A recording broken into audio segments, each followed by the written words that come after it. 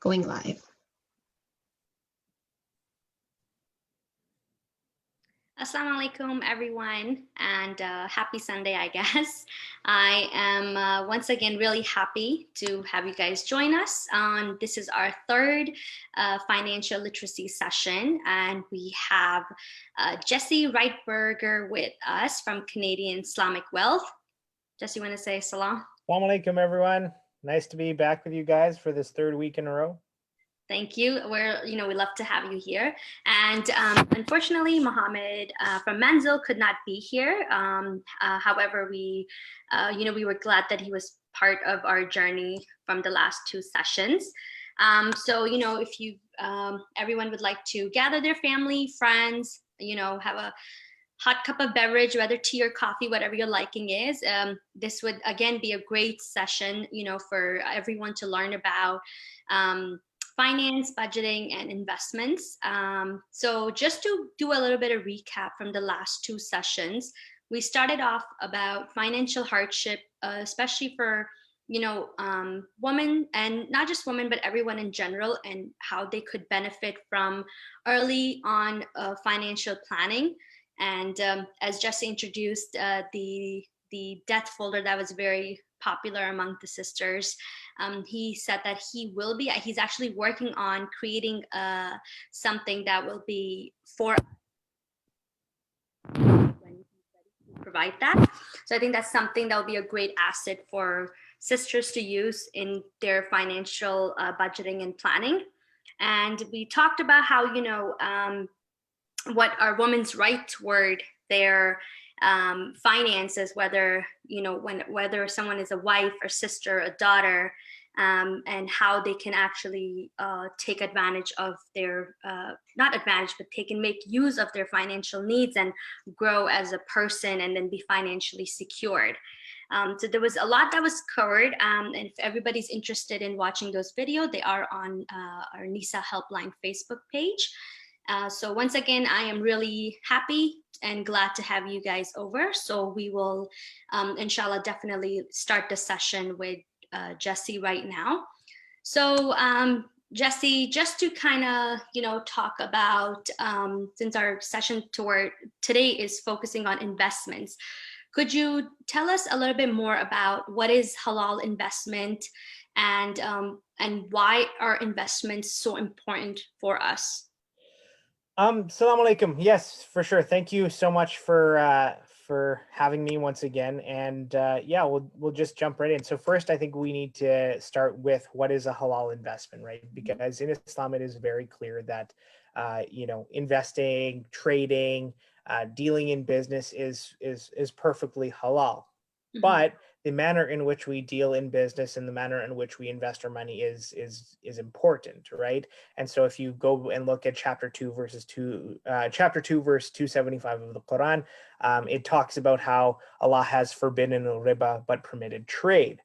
And we need to understand that when we are investing, we certainly can fall into interest-based investments if we don't have enough knowledge on kind of what to look for. So the first thing you need to do if you're planning to do any type of investments, planning to set up any type of investments, is you need to understand what you're investing in. So we usually take our clients through a 3-step screening process to empower them to know that their investment is halal. So the first thing is to determine if you're dealing in interest-based investments or profit-based investments.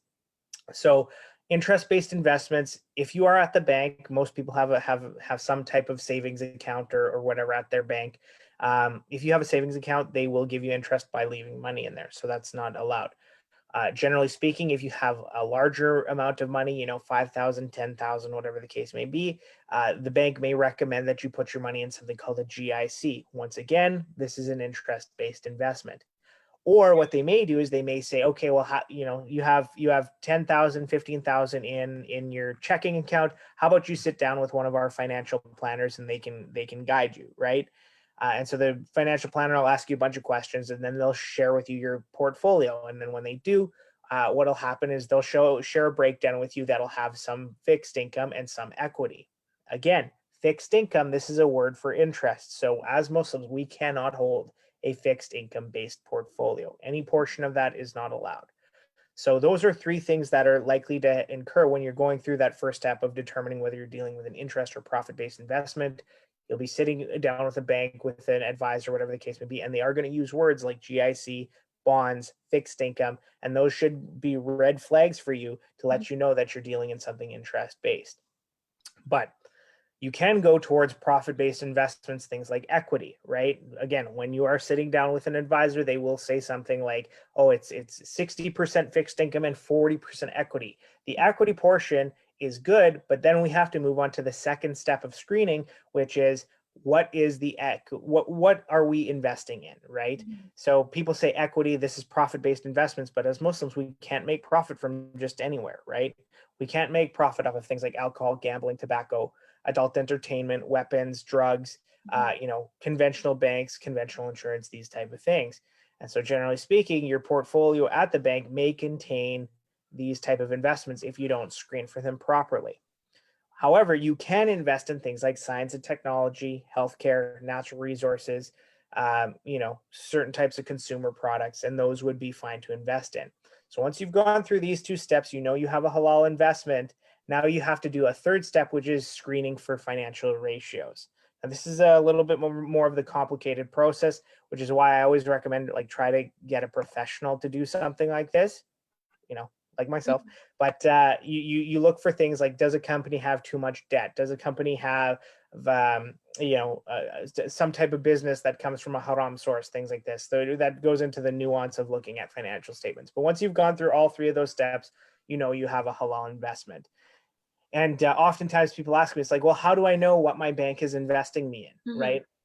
So before they invest your money in anything, they have to provide you with a document called fund facts, right?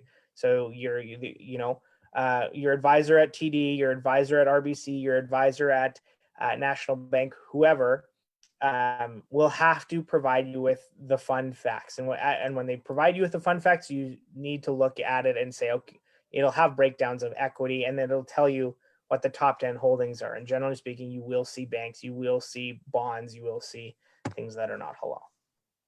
Okay, that's a lot to cover. I am not a math person.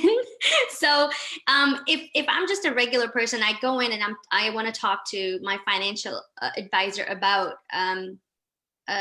investing. What are some of the tools, or where can I find some more information about, educating myself and kind of asking the right question? I guess I'm trying to say is, for me, like a person, say, who lives paycheck to paycheck and makes bare minimum, is it possible for them to invest early on if they want to? Yes, absolutely. It just all kind of it all depends on what you're looking to do and what you're trying to achieve. So if you are looking to get some financial literacy together, there are a lot of good tools out there. Munzel has a lot of great content on that. We also have some great content on that. You can check it out, CanadianIslamicWealth.com. We have an education center there where we have articles and videos to kind of guide you through what a halal TFSA would look like, what an RSP would look like, what saving for your kids' education would look like. But at a bare minimum, what I would always suggest to people is try to set aside a percentage of your if you are living paycheck to paycheck. The thing I always tell people, and you can read this in almost every single personal finance book out there, pay yourself first. Right? Because at the end of the day, and we did discuss this in the first session, at the end of the day, your bill collectors, all these type of people, if you ever run into any problems, you can't call them up and say, hey, can I get that $200 I paid you last week back because I need it for, my car broke down, right? Or whatever. So having that kind of emergency fund set aside, whether you're setting aside, $50 a month, or maybe you're setting aside 10% of your paycheck or 5%, or something that's easy, something that's regular, and something that you can do all the time, and you're not going to miss it. So always, before you pay any bills, pay yourself something. And then from there, you can look at getting into investing and things like that. If I came to you and I said, hey, Jesse, I'm interested in investing, what would you suggest? And And what are some of the different types of halal investment that I, as a consumer, would be able to choose from? What you have to offer. I'm asking you, and I'm just using you as an example because I'm talking to you, but I'm sure there's a lot more Yeah. other, people who are institutions who provide investments.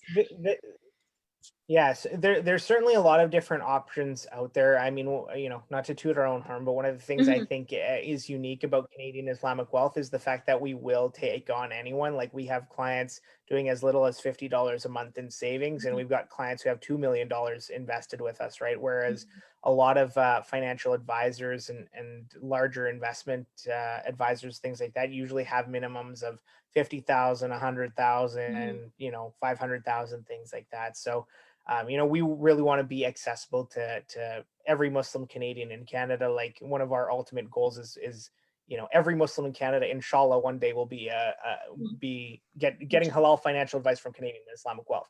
But to bring it back, right? What I would say is, first of all, you got to do your own research when it comes Mhm. to like having a basic understanding of the right questions to ask and things like that. Mhm. And then the other thing I would say is understand why you want to get into investing, right? So we sort of touched on this a little bit before, that it's important to invest, and one of the reasons it's important is so that you can achieve what you want to achieve in an easier way, Mhm. right? So whether that is going to Hajj in 5 years, or saving for your kids' education, Mhm. or at some point all of us are going to become too old to work, and making sure that we can still put a roof over our head, and food in our stomach, and all these other kind of things. Like all of these are really great reasons to invest, and it makes it easier because we're investing in halal companies that when they make a profit, you profit too, and when they lose, you lose too. But over time, the profit, it tends to be more than the loss, and so it allows you to build up assets over time. That's a great point that you brought up. And actually, I think a lot of people who are not really educated about, investments, and they have this fear. And not just Muslim community. I think people in general have this fear of investments because they barely have minimum to survive, and then here they are risking whatever little money that they could put aside. So, what are some of the like ratio of, as you said, that you mostly make than you lose, but what happens when you lose? What are the red flags to watch out for? Yeah, so I mean, the first thing, and I would say the most important thing to understand is your time horizon, right? So Mhm. for example, if you're someone who can foresee themselves needing that money anytime, I would say within the next 1 to 2 years, I Mhm. wouldn't be investing, because you might need that cash to immediately, deal with an emergency, or Mhm. maybe you're planning to go on your trip in the next year, and so having that, like, let's say you have $10,000 set aside for your trip to let's say Malaysia, or whatever the Mhm. case may be. You don't want to put any of that into something where it can go down, right? Because ultimately, people can spout off and say that they know what the markets are going to do, but like if you were on social media last week, this whole GameStop thing has caused the markets to go down. Like nobody saw Mhm. that coming, right? So all these type of unforeseen things can come out of nowhere, and you don't really know what's going to happen. People can try to predict, but most people don't know. So what I would say is, if you need the money 1 to 2 years, don't Mhm. invest, right? If you have a longer time horizon, I would say 3 to 5 years, then you want sort of a lower risk investment. So something like that, like Munzil's mortgage fund would be a halal option. It wouldn't give you really high returns, Mhm. but they invest in real estate, and the returns should be fairly steady, 3, maybe 4% a year. And then if you've got time of like 5 years, 10 years, 15 years, 20 years, Mhm. taking on a little bit more risk is okay, because at the end of the day, time tends to eliminate risk. So if you've got 10 years and the market goes down, like we saw last year, for example, at the Mhm. beginning of 2020, it dropped by 30%, but by the end of the year, it came back completely, right? And this has kind of been the pattern in the markets forever, really. Like there Mhm. are times when it goes down, but it does eventually come back. And so if you've got a long time to wait, and you can be patient, Mhm. the odds of you losing money diminish substantially. Yeah, that's true, and I'm glad that you brought like the current situation. And I was just going to talk to you about that. There's a whole buzz now around, everybody's like, just invest in electric cars or in Tesla. And you're right, like everybody's, I'm listening it on the radio, I'm watching it on social media, when there's so much buzz around investment right now. And I think this is a time that, again, people are trying to, change their mindset and make investment into a positive thing. What are some of, I guess, some of the habits or developmental techniques that young people can use to start investing as well? First thing I would say more than anything else is there's this thing called FOMO, as they say out there, FOMO, fear of missing out, right? And so in the last week, it was this whole thing about GameStop, AMC, all these things, people putting money into the market, whatever the case may be. These are bad investments. Like if you look at the financial fundamentals of these companies, like maybe they're improving, maybe they're not, but they certainly are not worth $300 a share, $500 a share, different things like that. And so what we have to understand, first of all, is these short-term things are risky, right? What's happening with GameStop, and maybe you could have made some money, getting in, whatever the case may be, but at some point this is coming back down. It just is. And if you got in late, you could very well lose money. And so I think having that understanding of, in my opinion, and I am not this type of short-term investor, all of the investments I do personally and I do for my family and I do for my clients generally have, as I said, a time horizon of 3 years or more. So we don't pay, and like there are days where I don't even check the markets, right? Because it's not necessary. What we're trying to do is we're trying to achieve a goal that's 4 or 5 years away, and we need 5% a year in order to do that. So there's no sense in taking on extra risk to maybe make a little bit of extra money, but at the same time I could lose my clients a lot of money. And I think everyone should have that sort of mindset. And I want to say, like, it is okay to kind of play around with this type of stuff, but it shouldn't come at the expense of your other goals, right? So I've seen people online saying, oh, I got a second mortgage on my house to put it all on GameStop or Bitcoin or any of these other type of things. Like, for the love of Allah, don't do that. Don't do that. It's so unbelievably risky. It is not worth losing your house and you're destroying your financial future. If you have, let's say, your paycheck, you're earning $200, you have $200 a month to set aside. Maybe you want to put 50 or 60 into, something that's a little bit more high risk to see if you can make some money. That's not the end of the world, because we know, that $100 a month is being set aside for your trip to Hajj. That's going to be safe. That's going to be taken care of. Yeah, that's true. I think we shouldn't be in this bandwagon of investments before actually learning and knowing the tools. And I think I'm glad that, Manzil, and Canadian Islamic Wealth is here to, help us and explain things to us. So thanks, Jesse. So I guess I do want to kind of ask you a little bit about investments in like the light of COVID-19, like the pandemic that we're in right now. And, there's a lot of decline in financial institutions based on that. Is it worth for the sisters or anyone per se to start investing now? And if so, what are some of the basic steps that people can take? And when I say in general, I mean more who are unprivileged, as in who are going through financial hardship. Yeah. So, I mean, once again, this all boils down to time horizon. And, I always say this: before you do any type of investing, you should get your emergency fund together so that I would say, 2 to 3 months worth of expenses at least. For most people, that's anywhere from, I would say, $5,000 to $12,000 should be enough to kind of, if something happens, you lose your job or something unexpected comes up, at least you'll be able to cover the basics, right? So before you invest, I'd look at having some cash on hand, just to make sure that the basics can be covered. That being said, if you are looking to start investing, once again, it all goes back to time horizon, right? So if you think you're going to need the money within this next year, again, we don't know exactly what's going to happen with the markets. I think, like, again, and I don't know for sure, but I think as the vaccines start to roll out and things start to reopen and this and that, the markets probably will improve. But there's no guarantee that that's going to happen. Short-term volatility happens all the time. You know, this time last year in 2020, the markets dropped 33%, right? And so if you had invested some money, your money would have gone down. That being said, if you have a time horizon of 3 years, 5 years, 10 years, that little 30% drop is going to be like a drop in the ocean compared to what we're going to do over time, right? So just keep that in mind, that if you've got, short-term goals, try to keep it in as safe investments as possible. But if we've got more time on our hands, setting aside, 50 a month, 100 a month, 200 a month, something that's comfortable and you can do consistently, the ups and downs of the market in the short term really aren't going to have an impact on your financial future.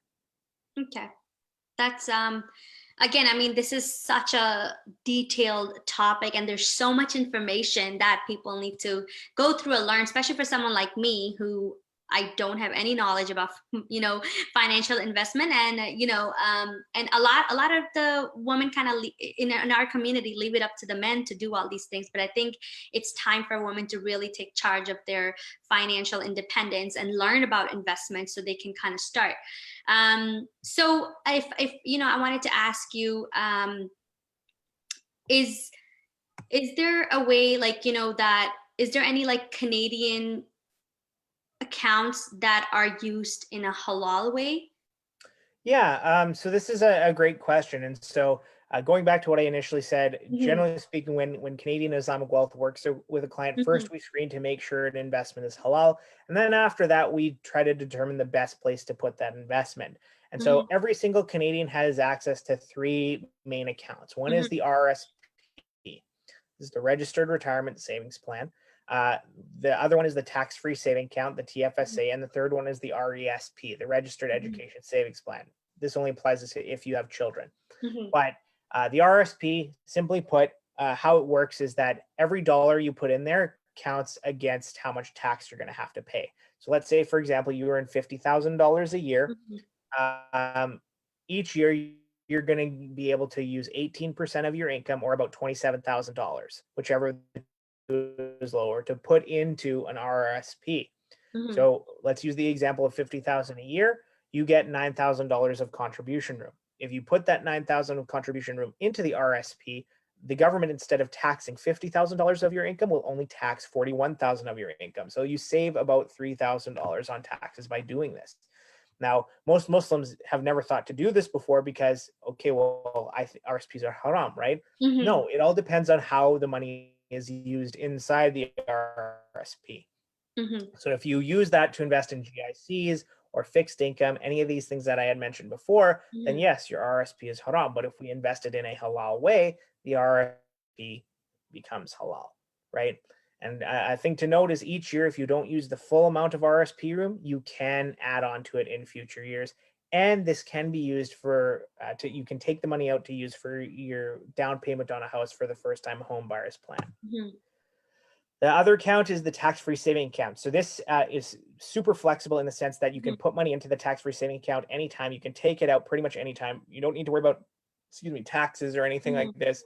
All the profit you earn will not be taxed by the government. And each year you get an additional $6,000 of contribution room. Right now, if you've been over the age of 18 since 2009, your contribution room is approximately $75,000. Mhm.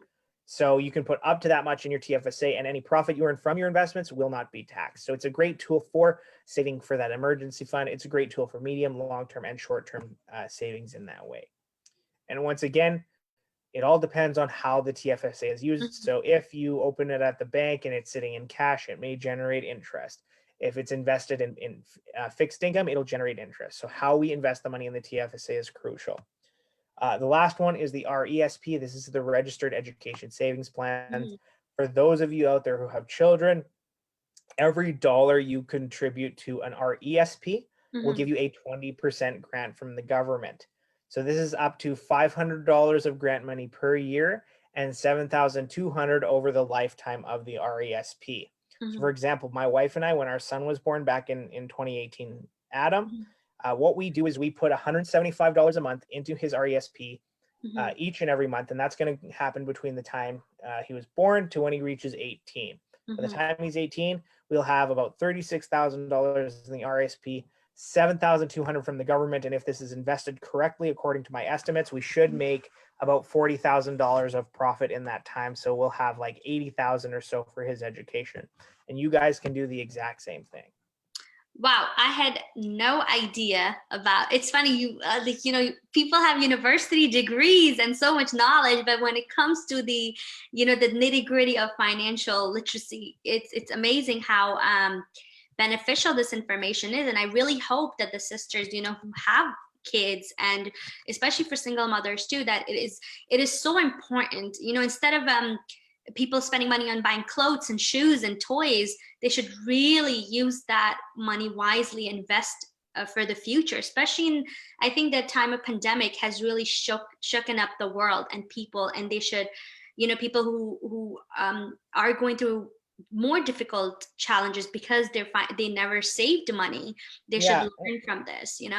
And I just want to add to that, like we have to understand a couple of things, right? So almost every single parent in Canada gets the Canada Child Benefit, right? The Mm-hmm. CCB. And most parents, if you're the average income earner in Canada who earns between $50,000 and $60,000, that CCB is above $250 a month, right? Mm-hmm. So if you can take that Canada Child Benefit, 175 of that, put it in the RESP, you're going to get an additional 20% from the government, and the rest of that use however you see fit, right? The other thing I want to point out is that when it comes to understanding financial literacy, when it comes to understanding all this stuff, understand how difficult student loans can be on our youth, Yes. right? There's so many people who are in university right now who have had to Mm-hmm. take on student loans. Those student loans, of course, come with some interest. Some provincial ones, are interest free, but the national student loans certainly come with interest. Mm-hmm. And so we have to understand that when our kids end up actually working, right? It's not the $30,000 or $10,000 or $15,000 that they have to pay back. That's the issue. That plus the interest is the issue. But the real issue is the fact that they've got to earn an additional $30,000 to $45,000 in order to pay back that $15,000 because of taxes, Mm-hmm. right? So if you earn 40 to 50,000 in Canada, 25 to 30% of your income gets taxed. Yeah. Right. So in order to get that 15,000, right, you have to essentially earn an additional 30% in order to get that full amount paid. Hopefully that makes sense. No, it's true. And and I think another point that I really want to bring it up is that right when you enter university or colleges, you're bombarded with credit cards, stalls, and everybody's trying to sell you a credit card. Every company's out there, and if and then they don't really educate you about the interest that so many kids are accumulating, or not kids, but teenagers or young youth are accumulating based on that. I wish back then, if I would have known about, Canadian Islamic wealth or Menzel's, if it was existed back then, it would have been very helpful for young people to really understand the interest rate that comes with the credit cards too. Yeah. And I think that's another thing that kind of people fall behind on a lot and have difficulty paying back based on like not having enough knowledge. So if let's talk about a little bit more about what is like the main role and value of a financial planner. So say, because there's so many financial planners out there, are there anything that I should look out for before I even sit down and talk to the financial planner? Yeah, so I mean, obviously I'm biased, but especially for Muslims, like Mhm. making sure they have a good knowledge of what's halal and what isn't. And unfortunately, there are very few financial planners out in Canada who do truly have knowledge about Mhm. whether it's halal or not. Like I said in previous things, the first step we look at in Canadian Islamic wealth before doing anything is we want to make sure it's halal, because if it's Mhm. not, like the rest of it is kind of trivial, right? But some other things you need to look at is you need to understand, make sure that you understand at at the end of the meeting that's taken place, Mhm. if you understand what's actually happening, Mhm. right? And so a lot of financial advisors, I think this is either, I don't know if they do this on purpose Mm-hmm. or it's just a complete failing in their training. Mm-hmm. They use a lot of industry lingo and really complicated language to make it sound like, they actually know what they're talking about. Mm-hmm. Whereas you don't need to do that. A financial advisor should be able to break it down for you in a way that by the time you've left that meeting, you know exactly what you're invested in, what the potential risks are, Mm-hmm. what the potential returns are, and what I can expect in the next little while. And then we can't get it right all the time, right? So like I certainly wouldn't fault anyone for not knowing that the crash that happened last year in Mm-hmm. 2020 was going to happen. I certainly wouldn't fault any financial advisor for not being able to predict this GameStop type of thing.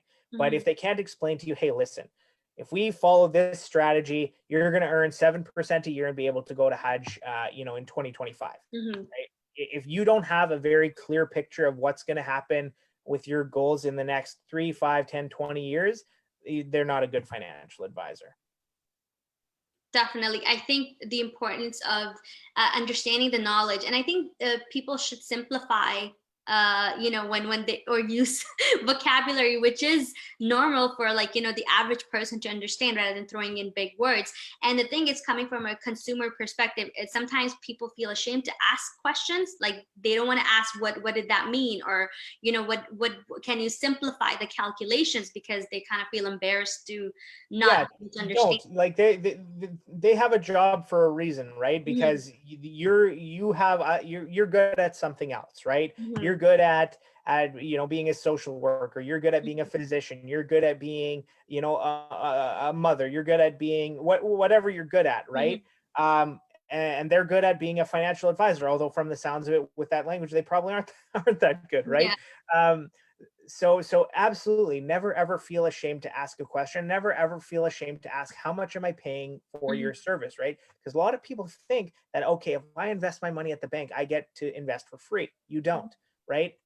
Every single fund that they have you invested in have what's called an MER. This is a management expense ratio. Mhm. It can range anywhere from 1% to about 3%, right? Mhm. And so although you're not paying out of pocket to have this service, off of the profit you earn, which is 3, 4, 5, maybe 6%, they've taken a fee of anywhere from 1 to 3%. So you are paying something, right? Mhm. So when you're sitting down with an advisor, hopefully it's me, but if you decide you want to stay at the bank or whatever the case may be, realize that you are paying something for that service. And so if you're leaving the bank or wherever not knowing what your money is invested in, Mhm. not knowing what the potential outcome is, and not knowing how much you're paying, they are not servicing you properly.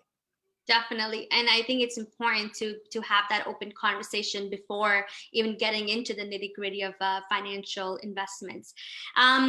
It's whenever I start a conversation with you or Mohammed, I always get so intrigued by getting more knowledge, and I feel like I take away so much of your time. But just to recap a little bit, NISA Helpline does provide service to a lot of women who are in difficult situation, and then these past 3 sessions we've kind of brought up the financial planning, because we thought that was the need that our caller was asking for.